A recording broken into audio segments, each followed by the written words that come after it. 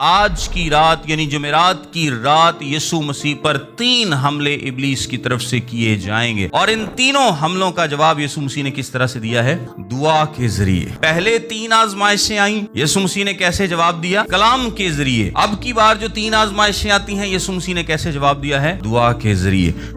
ہمارے پاس 2 ہی باتیں ہیں، 2 ہی طریقے ہیں جن کے ذریعے آپ آزمائش پر غلبہ پا سکتے ہیں، وہ ہے کلام اور دعا۔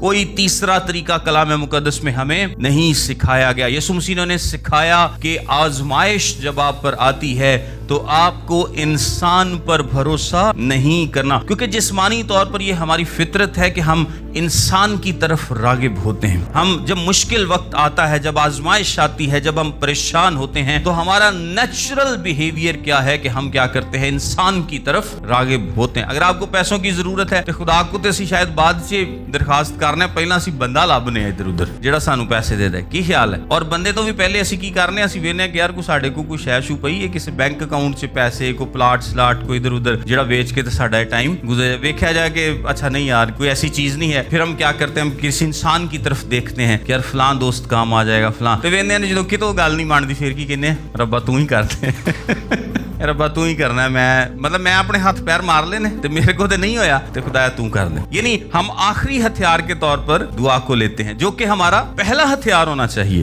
آخری نہیں۔